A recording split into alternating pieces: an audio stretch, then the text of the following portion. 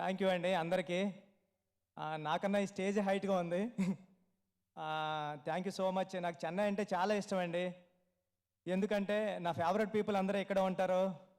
రెహమాన్ గారు, రత్నవేలి గారు, దేవి శ్రీప్రసాద్ గారు. అంటే చెన్నైలోని సినిమా థియేటర్కి వెళ్తేనే కాదు, సినిమా చెన్నై అడుగు పెడితే కూడా సినిమా కనిపిస్తూ ఉంటుంది. అంత బాగా కనిపిస్తుంది సినిమా. సినిమా మనుషులు అంటే ఇష్టం ఇక్కడ, సినిమా అంటే ఇష్టం ఇక్కడ. మా సీనియర్స్ చెప్పేవారు, మేము చెన్నైలో ఉన్నప్పుడు అలాగాని, చెన్నైలో ఉన్నప్పుడు ఇలాగా, చెన్నైలో ఉన్నప్పుడు అదేం చెప్తూ ఉంటే నాకు అనిపించేది. అంటే చెన్నైలో నేను వచ్చే టైంకి ఇండస్ట్రీ హైదరాబాద్ వచ్చేసింది. ఆ చెన్నై వైపు నాకు తెలుస్తలేదని. నాకు ఉప్పిన టైంలో వర్క్ చేసినప్పుడు దేవి శ్రీప్రసాద్ గారితో కానీ, ఇప్పుడు రెహమాన్ గారితో వర్క్ చేసినప్పుడు కానీ, నేను ఎక్కడికి వెళ్తున్నారంటే ఇంట్లో కూడా చెన్నై వెళ్తున్నానని చెప్పినప్పుడు ఏదో సొంత ఊరు వెళ్తున్నట్టు చెప్పినట్టు ఫీలింగ్ వస్తుంటుంది నాకు. నా ఫేవరెట్ పర్సన్ విజయ్ సేతుపతి గారు కూడా ఇక్కడ ఉన్నారు. నా ఫస్ట్ ఫిల్మ్ చేశారు విజయ్ సేతుపతి గారు. Thank you Vijay sir. Me support ఎప్పుడూ ఉంటుంది. చెన్నై ఎప్పుడు వచ్చినప్పుడు కూడా అడుగుతూ ఉంటారు, బుచ్చి ఇంటికి రా అని. Thank you sir. ఇప్పుడు పెద్ది గురించి చెప్పిన, పెద్ది చాలా ఎమోషనల్ డ్రామా అండి. ఇది చాలా అంటే ఎలా ఉంటుందంటే మిమ్మల్ని కట్టి పడేస్తుంది. అంత ఈజీ కాదు. సెకండ్ హాఫ్ చూస్తున్నప్పుడు కూడా చరణ్ సార్ యాక్టింగ్ కానీ, చరణ్ సార్ పెర్ఫార్మెన్స్ చూసినప్పుడు కానీ వదిలి రాలేదు. నేను 15 డేస్ నుంచి చెన్నైలోనే ఉన్నాను, ఇక్కడ మెడ్రాస్లోనే. నేను రోజు చూస్తూ ఉన్నాను ఫిల్మ్ ఇది. సేమ్ టైము అక్కడ హైదరాబాద్లో కూడా చూస్తూ ఉన్నారు, షోస్ జరుగుతున్నాయి. క్యూబ్ చూస్తున్నప్పుడు గటనే వాళ్ళందరూ కూడా కాల్ చేస్తున్నారు, చాలా మంచి ఫిల్మ్ తీసావు, చాలా బాగుంది ఫిల్మ్ అని. అంటే వాళ్ళు చాలా ఎక్కువ చెప్పారు, నేను అంత ఎక్కువ చెప్తలేదు, చెప్తే మళ్ళీ భయం వేస్తుందని కొంచెం నర్వస్ కూడా ఉంది. Thank you sir. Charan sir, Peddi అంటే only Charan sir, Charan sir, Charan sir, Charan sir, Peddi Peddi Peddi Peddi అంతే. థ్యాంక్ యూ సార్, మీరు నన్ను నమ్మినందుకు. Thank you sir. Divyendra garu, అంటే నేను విజయ్ సేతుపతి గారిలో చూసా, అంటే చేస్తుంటే వారిని అమ్మ అంటే ఏం యాక్టర్ రా బాబు అనిపిస్తుంటుంది. అలాగా అంత పర్ఫార్మెన్స్ మీలో చూసా. స్మాల్ డీటెయిలింగ్ కూడా చాలా బాగుంటుంది. తెలుగు రాదు కానీ నేను ఆఫ్టర్ దట్ ఇంగ్లీష్లో మీకు ట్రాన్స్లేట్ చేస్తా. థ్యాంక్ యూ, మీరు ఈ ప్రాజెక్ట్లోకి వచ్చినందుకు థ్యాంక్ యూ. రెహమాన్ సార్, నేను మీ గురించి ఒక పుస్తకమే రాస్తాను, అంత ఇష్టం మీరంటే నాకు. ఈ సినిమా ఆర్ఆర్ చూసినప్పుడు కానీ, సాంగ్స్ కానీ చాలా చాలా బాగా చేశారు. చిన్నప్పటి నుంచి మీ మ్యూజిక్కి నేను చాలా పెద్ద ఫ్యాన్ అండి. నాకు మ్యూజిక్ కానీ పలకడం వచ్చేది కాదు. ఊర్లో ఉన్నప్పుడు మ్యూజిక్ అనేవాడిని. నా ఫ్రెండ్స్ అందరూ నన్ను ఎగతాళి చేసేవారు, నువ్వు మ్యూజిక్ అన్నో రావట్లేదురా నీకని. అలాంటిది మీతో నేను వర్క్ చేస్తానని నేను డ్రీమ్లో కూడా ఊహించలేదు సార్. అది జరిగింది దేవుడి దయ వల్ల. Thank you sir, thank you so much. రండి సార్, మీ గురించి అందరూ చెప్తున్నారు, సినిమా జాంపొండ్లో తీశారా రండి సార్ అని, చాలా బాగా తీశారని, ఇంటర్నేషనల్ ఫిల్మ్లో తీశారని చెప్తున్నారు.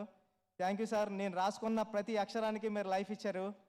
మీరు లేకపోతే ఆ విజువల్ ఎలా ఉంటుందని నేను ఊహించలేను. రేపు పొద్దున్న మీరు అందరూ విట్నెస్ చేద్దరు కానీ థియేటర్లో. Shiva sir, thank you so much. మిమ్మల్ని శివాన్న అని పిలాలని ఉంటుంది నాకు.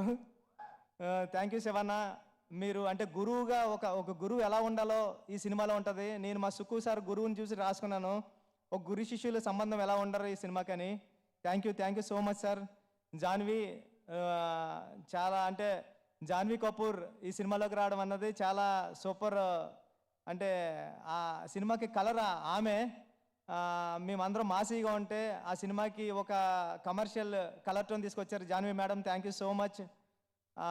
సతీష్ గారు, కిలార్ సతీష్ గారు, మమ్మల్ని అందరినీ నమ్మి ఈ ప్రాజెక్టు మా చేతుల్లో ఇచ్చినందుకు మీ రుణం ఎప్పటికీ మర్చిపోలేం. Thank you sir.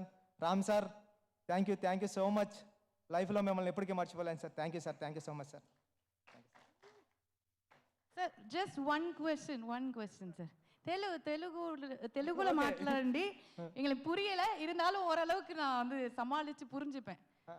குறைச்சு மலையாளமா சாரிங்க விட்டுறலாம்.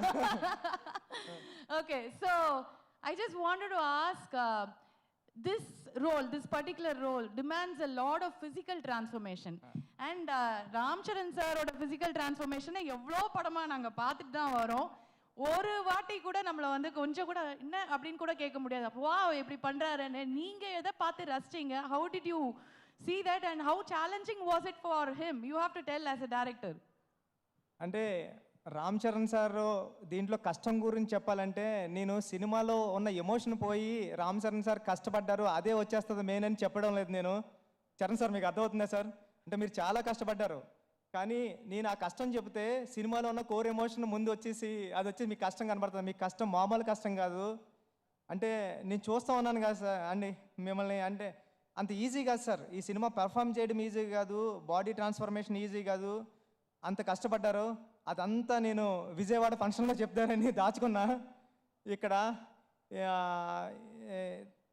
నా ఒప్పిన ఎలా ఆదరించారో అలాగే ఈ సెకండ్ ఫిల్మ్ కూడా అలా ఆదరిస్తారని చాలా గట్టిగా కోరుకుంటున్నా. చాలా మనస్ఫూర్తిగా, అంటే ఒక నేషనల్ అవార్డు వచ్చిన తర్వాత ఒక డైరెక్టర్కి ఎంత ఒళ్ళు దగ్గర పెట్టుకుని సినిమా చేయాలో అలాగే చేశాను, ఒక మంచి కథ చెప్పాలని. అది sir. Thank you so much. Thank you sir. Thank you so much. Love you sir. Thank you sir. ரொம்ப நன்றி, ரொம்ப நன்றி. நானும் ஏதாவது தேத்தி தெலுங்குல 4 வார்த்தை பேசலான்னா தன்யவாதன்றாங்க தேங்க்யூக்கு. அது ஹிந்தி இல்லை. ஓகே